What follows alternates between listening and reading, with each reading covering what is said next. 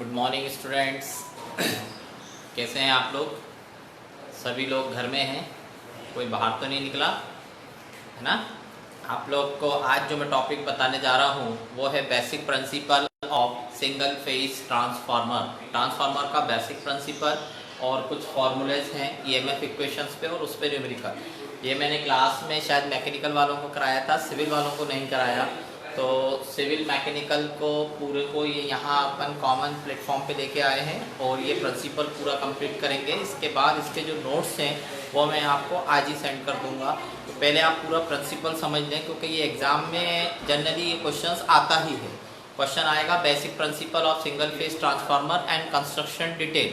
तो construction detail में आपको बता चुका हूँ, जिसमें ब्रीथर था, कंजर्वेटर टैंक था, बुकोज रिले था, कोर थी, ऑयल था, टैंक था, वो कंस्ट्रक्शन के अंदर आएगा। और उसके साथ प्रिंसिपल भी पूछा जाता है कि ट्रांसफार्मर किस प्रिंसिपल पे वर्क करता है, कैसे वर्क करता है, ट्रांसफार्मर में क्या होता है और क्या काम करता है ट्रांसफार्मर। ठीक है, तो सबसे पहले ट्रांसफार्मर की बात करें तो ट्रांसफार्मर क्या करता है आप सबको मालूम है। ये एक ऐसी स्टैटिक पीस ऑफ डिवाइस है जो वोल्टेज को बढ़ाने या कम करने का काम में आता है। मतलब या तो वोल्टेज को स्टेप अप करेगा या वोल्टेज को स्टेप डाउन करेगा, दोनों चीज़ों में इसका यूज किया जाता है। ट्रांसफार्मर जो होते हैं वो दो टाइप के होते हैं, या तो स्टेप अप होगा या फिर स्टेप डाउन होगा। ठीक है, तो अभी जो ट्रांसफार्मर होता है वो किस प्रिंसिपल पे वर्क करता है, तो हम उसको बोलते हैं Faraday's law of electromagnetic induction पे वर्क करता है या म्यूचुअल इंडक्शन पे वर्क करता है। फैराडे ने जो एक लॉ दिया था उस लॉ का जो फॉर्मूला है वो यहाँ लिखा है, देखिए इधर, E equal to minus N D phi by D T. यहाँ E का मतलब है इंड्यूस ईएमएफ से, माइनस का मतलब लेंज से, जिसका वो अपोज करेगा, उस माइनस का सिंबल है अपोज करना। N कहलाता है नंबर ऑफ टर्न्स, फाई कहलाता है फ्लक्स। तो अगर कहीं पर फ्लक्स चेंज हो रहा है विद रिस्पेक्ट टू टाइम तो उसके अंदर ईएमएफ इंड्यूस होगा। ये फैराडे ने हमको बताया कि Faraday law of electromagnetic induction. अब ट्रांसफार्मर के अंदर दो वाइंडिंग होती हैं, एक होती है प्राइमरी और एक होती है सेकेंडरी। तो जो प्राइमरी वाइंडिंग है वो इधर वाली होगी, सेकेंडरी वाइंडिंग इधर वाली होगी। सबको मालूम, प्राइमरी साइड में हम सप्लाई देते हैं। कौन सी सप्लाई देते हैं ये इंपॉर्टेंट है, ध्यान रखना। सिंगल फेज, यहाँ मैंने हर जगह फाई बनाया है, फाई का मतलब फेज से, फेज से। तो सिंगल फेज एसी सप्लाई हम इसको देते हैं, किसको? ट्रांसफार्मर के प्राइमरी को। जब हम यहाँ पर प्राइमरी सप्लाई देते हैं, प्राइमरी वाइंडिंग में सप्लाई देते हैं, तो इस कोर के अंदर फ्लक्स प्रोड्यूस होता है। उस फ्लक्स को कहते हैं अल्टरनेटिंग फ्लक्स। जब भी कोई एक आयरन का पीस है उसके ऊपर आपने वाइंडिंग लपटी और वाइंडिंग के बाद उसमें करंट फ्लो कराई, तो उसके अंदर क्या जनरेट हो जाएगा? फ्लक्स जनरेट होगा या मैग्नेटिक फील्ड जनरेट हो जाएगी, चुंबकीय क्षेत्र जनरेट हो जाएगा। क्योंकि जो आयरन का पीस होता है वो जस्ट कैसा बिहेव करता है? मैग्नेट की तरह। जब तक आप सप्लाई दे रहे हो तब तक वो मैग्नेट बना रहेगा, जैसे ही आपने सप्लाई अलग कर दी उसका मैग्नेटिज्म खत्म हो जाएगा। सेम वही कंसेप्ट यहाँ पर होता है कि ये ट्रांसफार्मर की कोर कहलाती है। ये वाली जो चीज है ये ट्रांसफार्मर की कोर कहलाती है। इधर वाली वाइंडिंग कहलाती है। कौन सी वाइंडिंग है? ये प्राइमरी वाइंडिंग है। अभी मैं वाइंडिंग लिख रहा हूँ, ये वाइंडिंग है, ये कोर है।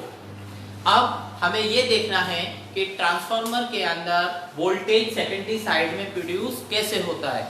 यहाँ मैंने 4 वोल्टेज लिखे हैं, चारों आपको पता होना चाहिए। जो यहाँ अप्लाइड करते हैं उसको बोलते हैं सप्लाई वोल्टेज V1, वाइंडिंग के cross voltage E1। Phasor diagram में अपन ने देखा था, इस वाइंडिंग के क्रॉस जो वोल्टेज होगा इंड्यूस वोल्टेज, उसको बोलते हैं E2। और यहाँ जो टर्मिनल लास्ट में जो वोल्टेज होगा लोड पे, उसको हम कहते हैं V2। न्यूमेरिक वैल्यू में, न्यूमेरिकल के अंदर जो E2 की वैल्यू है और V2 की वैल्यू है वो बराबर होगी। ऐसे ही E1 की वैल्यू और V1 की वैल्यू दोनों बराबर होंगी। ठीक है, तो यहाँ पर V1 और E1 होता है प्राइमरी साइड वोल्टेज, E2 और V2 होता है सेकेंडरी साइड वोल्टेज। यहाँ तक क्लियर हो गया।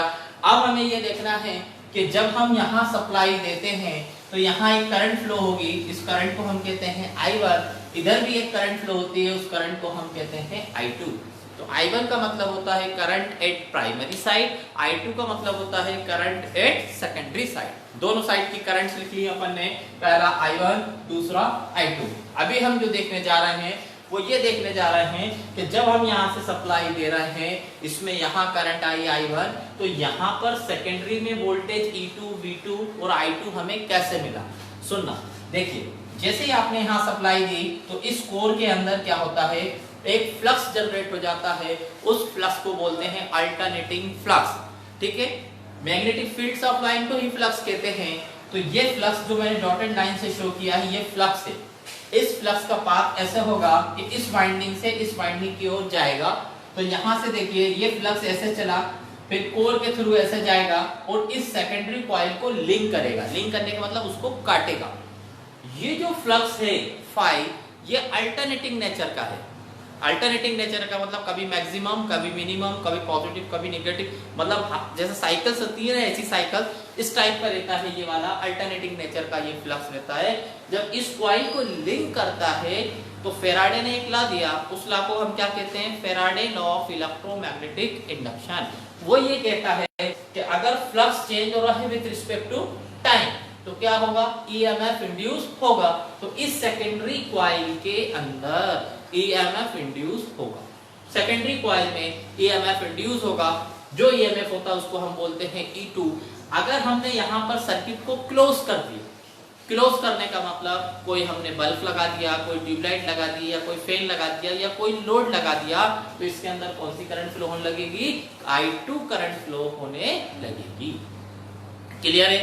तो यहाँ सेकेंडरी में वोल्टेज कहां से आता है, Faraday law of electromagnetic induction से आता है या म्यूचुअल इंडक्शन से आता है। म्यूचुअल इंडक्शन का मतलब ये होता है एक कॉइल के कारण दूसरे पे इफेक्ट, दूसरी कॉइल के कारण पहले पे इफेक्ट, उसको हम कहते हैं म्यूचुअल इंडक्शन। तो पहला क्वेश्चन ये पूछा जाता है कि ट्रांसफार्मर किस प्रिंसिपल पे वर्क करता है, तो हम बोलेंगे Faraday law of electromagnetic induction पे वर्क करता है और म्यूचुअल इंडक्शन पे वर्क करता है। ठीक है, पूरा एक प्रिंसिपल फिर से रिपीट कर रहा हूँ, फिर आगे चलते हैं। यहाँ हमने सप्लाई दी, कौन सी सप्लाई, AC सप्लाई।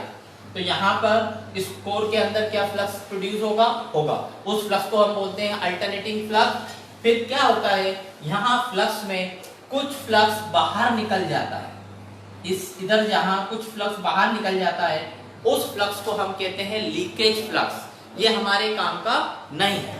दूसरा फ्लक्स होता है यूजफुल फ्लक्स।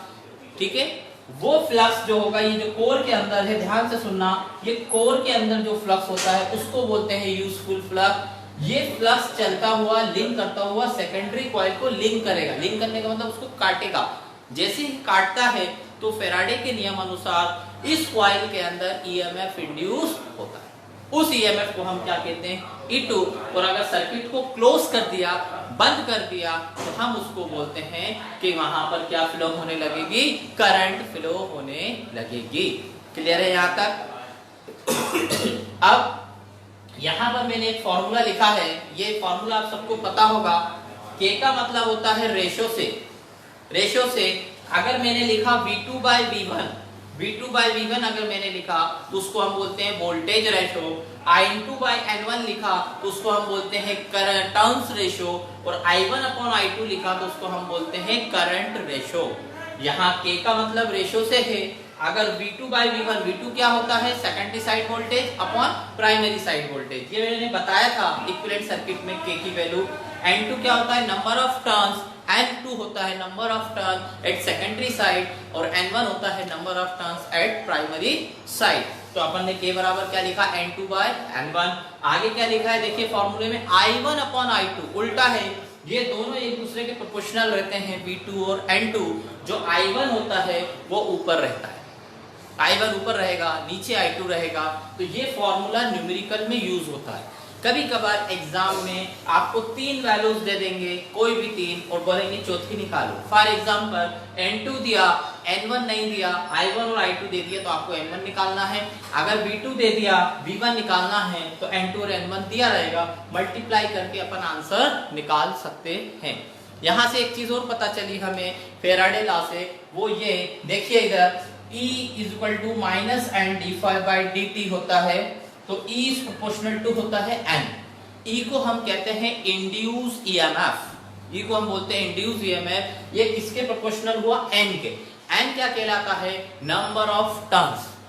तो इसका मतलब ये हुआ कि जिधर नंबर ऑफ टर्न ज्यादा होंगे उधर वोल्टेज ज्यादा होगा, जिधर नंबर ऑफ टर्न्स कम होंगे उधर वोल्टेज कम होगा। तो इससे हमें ये पता चलेगा कि कौन सा ट्रांसफार्मर स्टेप अप है, कौन सा ट्रांसफार्मर स्टेप डाउन है। हम नंबर ऑफ टर्न से पता चल जाएगा कि वो स्टेप अप है कि स्टेप डाउन है।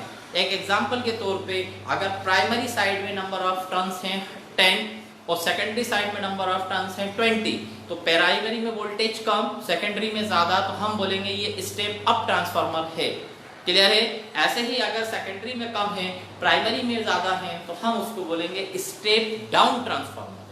ठीक है, तो आप लोग पहले ये डायग्राम बना लीजिए। इसकी थ्योरी मैं आपको आज ही व्हाट्सअप करूंगा। ये पूरी थ्योरी कम से कम 6-7 पॉइंट है, आज आपको याद होना चाहिए क्योंकि एग्जाम में ये थ्योरी का क्वेश्चन आता है।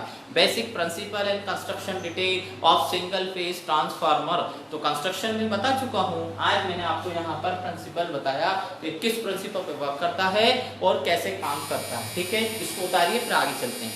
अच्छा, सभी लोग जितने भी ऑनलाइन होगा एफबी पे अपना रोल नंबर एंड ब्रांच जरूर मेंशन करें। विजय सर आप लोगों से डेली कंटिन्यू 2-3 बार रिक्वेस्ट कर चुके हैं, उनको प्रॉब्लम होती है। आप लोग रोल नंबर एंड ब्रांच जरूर डालिए, जल्दी से डाल दीजिए। तो इसको उतारिए, बनाइए जल्दी से।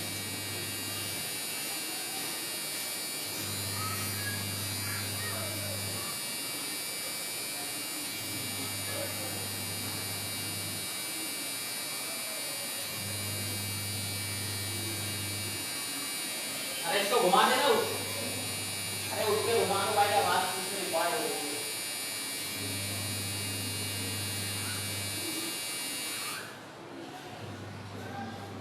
बोले चले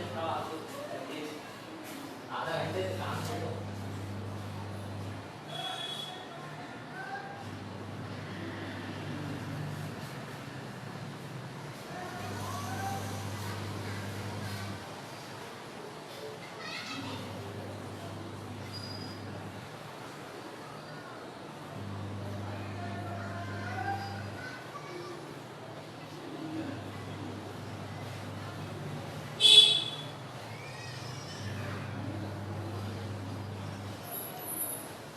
सभी लोग अपनी अपनी attendance, branch and roll number mention करें, branch and roll number mention करें।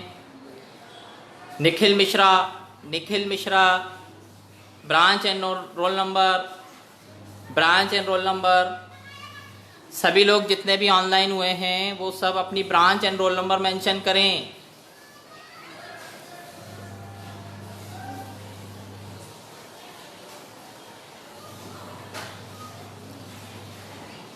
ये इंपॉर्टेंट टॉपिक है जो आज बोर्ड पे लिखा है, basic principle of single phase transformer. ये इंपॉर्टेंट है, थ्योरी का क्वेश्चन एग्जाम में आता है।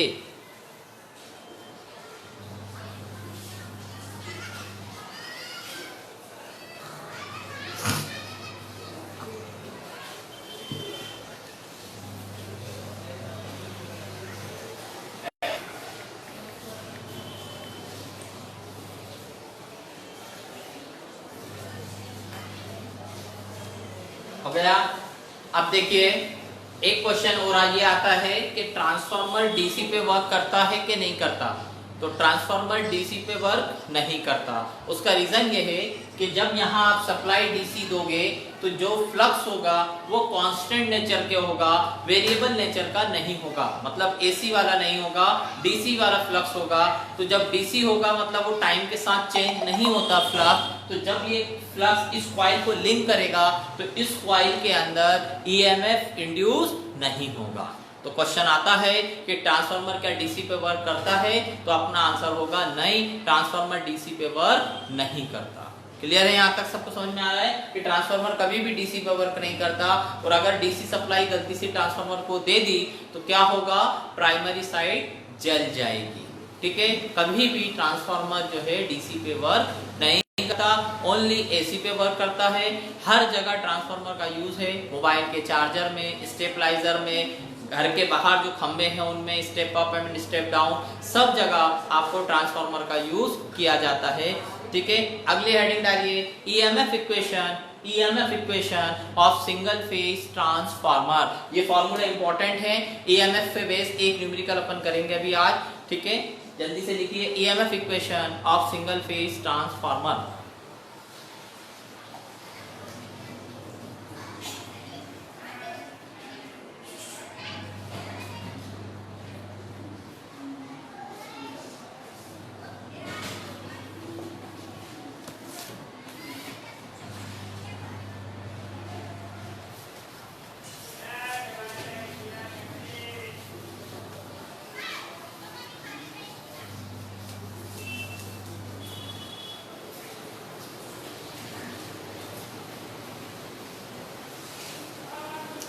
जो ईएमएफ होती है इक्वेशन, ईएमएफ इक्वेशन ट्रांसफार्मर की होती है 4.44 एफ फाई इंटू एन।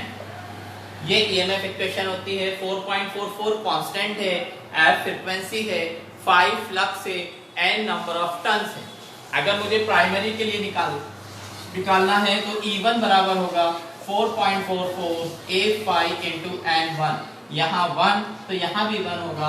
अगर E2 निकालना है तो फॉर्मूला होगा 4.44 F phi into N2। N2 क्या होता है? Number of turn eight secondary side. एक फॉर्मूला आपको ये हमेशा याद रखना है, जो K होता है वो होता है V2 बाई V1 बराबर होता है N2 बाई N1 के। कंफ्यूजन नहीं होना चाहिए। यहाँ मैंने लिखा है V2, यहाँ लिखा है E2, ये दोनों वैल्यूज एक दूसरे के बराबर है, सेम है। आप चाहे V2 बोल लो, चाहे E2 बोल लो, आप चाहे V1 बोल लो, चाहे E1 बोल लो।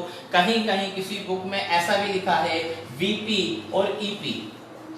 VP मतलब प्राइमरी साइड वोल्टेज, EP मतलब भी प्राइमरी साइड वोल्टेज। आपको दोनों चीजें यहाँ पर ध्यान रखना है। चार चीजें हैं सेम है, चाहे आप VP बोलो, चाहे आप V1 बोलो, चाहे आप E1 बोलो, ये सब चीजें, चाहे आप EP बोलो, ये चारों एक ही चीज है। P और 1 एक ही चीज है। 1 का मतलब भी प्राइमरी से है और P का मतलब भी प्राइमरी से, ठीक है। और आगे चलते हैं, ये फॉर्मूला याद रखना।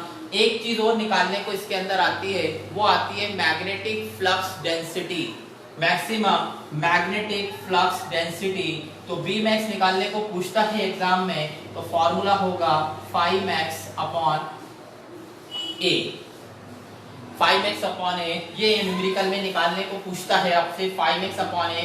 मैक्सिमम फ्लक्स तो ये phi m होगा, ये भी phi m होगा और ये भी phi m होगा। ये मैक्सिमम फ्लक्स यहाँ से निकलता है अपना, तो ये वैल्यू यहाँ इस इक्वेशन से हम निकाल के यहाँ रखेंगे। एरिया आपको क्वेश्चन में दिया रहेगा, वो इसमें पुट करोगे तो Vmax निकलेगा। जो phi max होता है उसकी यूनिट होती है वेबर और एरिया की यूनिट होती है मीटर स्क्वायर। इसकी एक यूनिट और होती है, उसको हम कहते हैं टेस्ला। तो एग्जाम में ईएमएफ इक्वेशन पे अगर कोई न्यूमेरिकल आता है तो उसके साथ आपसे Vmax पूछता है। Vmax कहलाती है maximum magnetic flux density. Maximum magnetic flux density वो Vmax कहलाता है phi अपॉन A। यहाँ पर phi अपॉन A, phi की यूनिट्स होती है वेबर और एरिया की यूनिट होती है मीटर स्क्वायर, जिसको हम बोलते हैं वेबर पर मीटर स्क्वायर और टेस्ला। एग्जाम में आपको एरिया हो सकता है सेंटीमीटर स्क्वायर में दिया जाए, सेंटीमीटर स्क्वायर में दिया जाए तो आपको मीटर स्क्वायर में करना पड़ेगा, 10⁻⁴ से मल्टीप्लाई करना पड़ेगा, ठीक है। इतना उतारिए जल्दी से।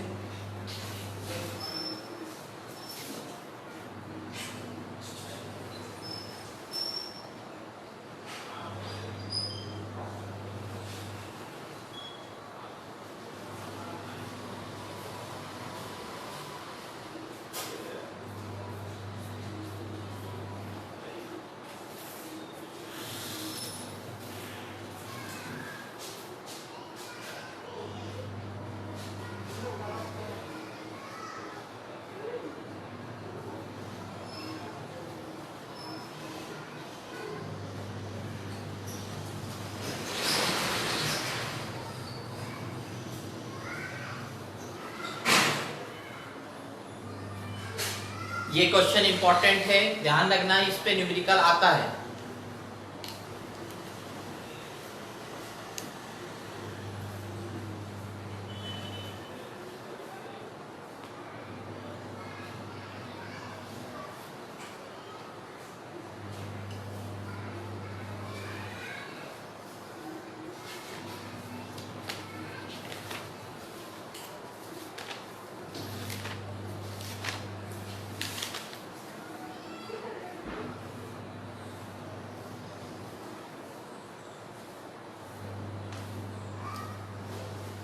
ये वाला फॉर्मूला याद रखिए, V2 बाई V1 बराबर N2 बाई N1।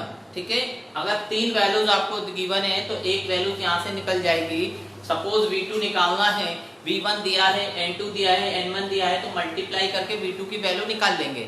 ऐसे ही Bmax की वैल्यू अगर निकालना है तो फॉर्मूला 5x अपॉन a, ये 5 की वैल्यू जो ईएमएफ इक्वेशन अपन ने ऊपर लिखी है उनकी वहां से उठाकर 5 की वैल्यू यहाँ पुट करना है तो हमें Bmax मिलेगा।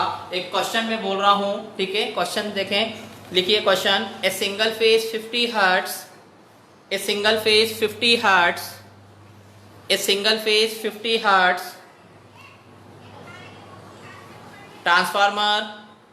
transformer has 80 turns on the primary winding। 80 turns मतलब N1 की वैल्यू आपको दी है 80 turns on the primary winding and 280 turns in the secondary winding, and 280 turns on the secondary winding। मतलब N1 और N2 आपको गिवन है, N1 दिया है 80 एंड N2 दिया है 280, N2 दिया है 280। आगे लिखिए द सेकेंडरी वाइंडिंग, उसके बाद the voltage applied across the primary winding, the voltage applied across the primary winding is 240 volt, is 240 volt या 240 वोल्ट। मतलब आपको V1 दिया हुआ है 240 volt. The primary side voltage या applied voltage across the primary winding is 240 volt। ठीक है, आगे लिखो calculate induced EMF, calculate induced EMF in the secondary winding। मतलब आपसे जो पूछ रहा है वो V2 पूछ रहा है, V2 कितना होगा, तो तीन चीजें देखो मालूम है, N1 मालूम, N2 मालूम और V1 मालूम।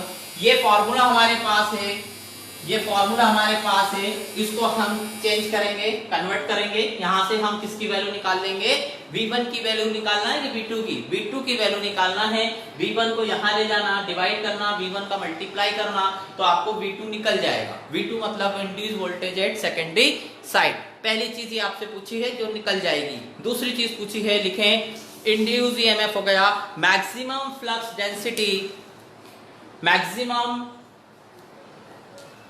magnetic flux density, maximum magnetic flux density in the core, maximum magnetic flux density in the core। मतलब आपको जो पूछा गया है वो क्या पूछा गया है, Bmax पूछा गया है। वो फॉर्मूला क्या होता है, 5max अपॉन a। ये फॉर्मूला आपको लगाना है। Bmax पूछ रहा है, पहला तो V2 क्लियर है, सबसे बन ही जाएगा। अब Bmax कैसे निकालना है, देखिए EMF इक्वेशन में जो फॉर्मूला होता है E1 बराबर होता है 4.44 A5, इसके साथ में आपका आता है N1। तो E1 और V1 एक ही चीज है। यहाँ देखो E1 की वैल्यू कितनी दी हुई है 240, 4.44 कांस्टेंट। ये फ्रीक्वेंसी की वैल्यू कितनी दी है 50। फाई की वैल्यू जो 5max निकालना है ये नहीं मालूम 5max, और N1 कितना दिया है, number of turns eight primary side 80। यहाँ देखिए 4.44 एज इट इज आएगा। E1 की वैल्यू कितनी दी हुई है 240। तो इस फॉर्मूले से आप किसकी वैल्यू निकालोगे, 5max निकालोगे। ठीक है, अब नहीं दिया तो क्या दिया, नहीं दिया वो दिया है एरिया। लिखें the net cross section area, the net cross section area of the magnetic material of core, the net cross section area of the core, ऐसा लिखो the net cross section area of the core can be taken 200 centimetre square. ये A आपको given है, A आपको दिया है 200 centimetre square. ये A दिया हुआ है 200 सेंटीमीटर स्क्वायर, इसको चेंज करना है मीटर स्क्वायर में। एरिया की यूनिट होती है मीटर स्क्वायर, तो 200 लिखेंगे इनटू सेंटीमीटर को मीटर में चेंज करना है तो 10⁻², बट यहाँ है स्क्वायर तो हम लिखेंगे 10⁻⁴। ये एरिया याद रखिएगा, ये से पुट करना है। ठीक है, तो अब हमें यहाँ क्या करना है, 5max की वैल्यू निकालना है पहले, फिर एरिया की वैल्यू यहाँ रखेंगे 5x अपॉन a, तो आपको मिल जाएगा Bmax। ठीक है, निकालिए, कैलकुलेट करिए जिसको कितना आ रहा है बताइए।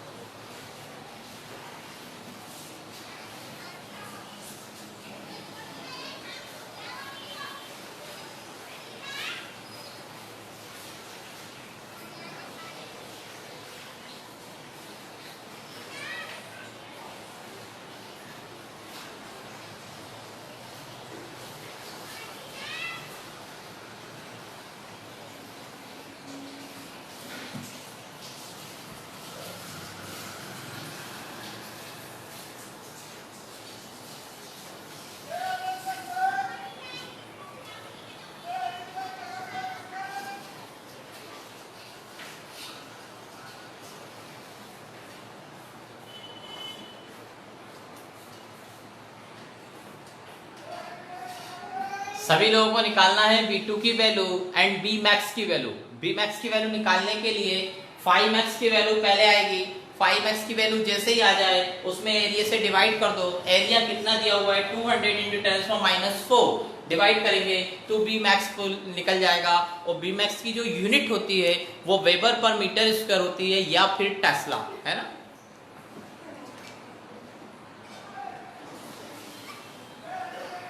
निकालिए जब भी, सभी लोग निकालिए। V2 कितना आया, V2 आएगा 840 वोल्ट। V2 की वैल्यू आएगी 840 वोल्ट, 840। और जो Bmax आएगा आपका, वो Bmax आएगा, मैं आंसर लिख रहा हूं, आप लोग देखना, 0.675 यूनिट होगी वेबर पर मीटर स्क्वायर। ये आंसर आएगा आपका 0.675। ठीक है, बेसिक प्रिंसिपल की थ्योरी और इस न्यूमेरिकल का पूरा सॉल्यूशन मैं आज आपको व्हाट्सएप भी करूंगा। अभी आप लोग अपना निकालें, 0.675 इसका आंसर आएगा, निकाल के देखिए। और बाकी नोट्स मैं आप लोगों को व्हाट्सएप करूंगा। कल हम जो पढ़ने जा रहे हैं वो पढ़ने जाएंगे ऑल डे इफिशिएंसी। ट्रांसफार्मर की जो इफिशिएंसी होती है हमने अभी पढ़ी है नॉर्मल इफिशिएंसी। अब हम पूरे एक ट्रांसफार्मर को लेंगे और उसमें दिन भर की इफिशिएंसी के, उस ट्रांसफार्मर को दिन भर में कितने लोडों पे लगाया गया और दिन भर की जो इफिशिएंसी होगी वो हम कैलकुलेट करेंगे।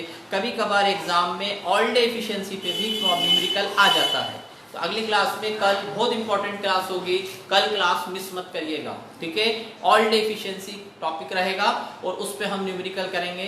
तो आप लोग सभी लोग जब कल क्लास में आए FB पे लाइव, तो अपने अपने कैलकुलेटर साथ में लेके आइएगा। मोस्ट इंपॉर्टेंट क्लास है कल की, आप लोगों को आना है। ठीक है, जो लोग अभी FB पे ऑनलाइन आए हैं वो अपनी ब्रांच और रोल नंबर जरूर डालें, जरूर मेंशन करें ब्रांच एंड रोल नंबर। ठीक है, ओके। अभी केमिस्ट्री की क्लास होगी 5 मिनट बाद, आप लोग केमिस्ट्री नीलू मैडम या अर्चना मैडम से लाइव क्लास अटेंड कर सकते हैं। ठीक है, थैंक यू।